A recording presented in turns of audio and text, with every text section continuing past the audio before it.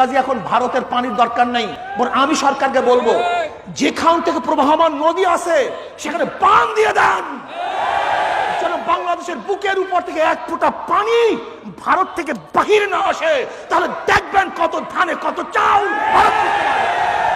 বাঁধ দিয়ে দেন। ও আমাকে পায়ে ধরবে, আমার কাছে মাথা নত করতে বাধ্য হবে। আপনি জানেন যদি আজকে আমরা বাংলাদেশের প্রত্যেকটা জায়গায় বাঁধ দিয়ে দেই তাহলে ওরা সব পানিতে হাবুডুবু খাবে, হাবুডুবু।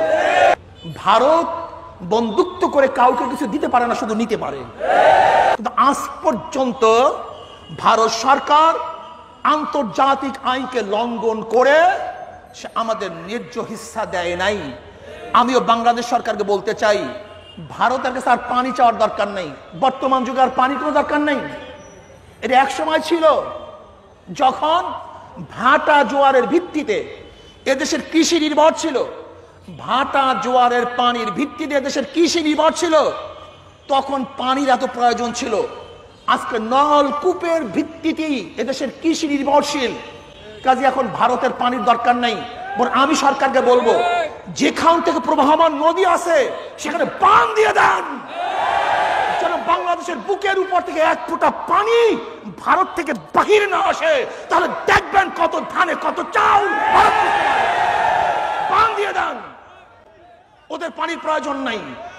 আগেকার কথা, আমাদের তৎকালীন সময় বাংলাদেশের গণমানুষের একমাত্র প্রাণ কেন্দ্র মোহাব্বতি লোক ভাসানী সাহেব, যিনি বাংলাদেশের একজন প্রিয় লোক ছিলেন, তিনি লং মার্চ করেছিলেন ফারাক্কাবাদের বিরুদ্ধে। তৎকালীন সময় যখন এদেশের কৃষি নির্ভর ছিল একমাত্র নদীর পানির উপরে, এখন আর নদীর পানির উপরে এদেশের মানুষ কৃষি নির্ভর করে না।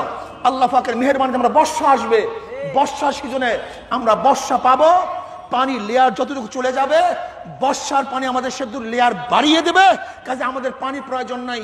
আমি সরকারকে বলবো বরং আমাদের প্রত্যেকটা নদীর মুখে বাঁধ দিয়ে দেন, তখন দেখবেন কত ধানে কত চাল। ও আমাকে পায়ে ধরবে, আমার কাছে মাথা নত করতে বাধ্য হবে। আপনি জানেন যদি আজকে আমরা বাংলাদেশের প্রত্যেকটা জায়গায় বাঁধ দিয়ে দেই তাহলে ওরা সব পানিতে হাবুডুবু খাবে, হাবুডুবু। আর আমাদের দেশে দেশপ্রেমিক হাজারো মানুষ আছে যারা শ্রীগ্রামের মতো বাঁচতে চায় না, বাঘের মতো হুঙ্কার ছাড়তে চায়, গোলামের জিন্দিগি করতে চায় না, তারা আজাদের জিন্দিগি চায়। ভারতের গোলামি করে বেঁচে থাকার কোনো আশা আমাদের নাই, বরং আজাদ হিসাবে মরবো, লড়বো ইনশাআল্লাহ।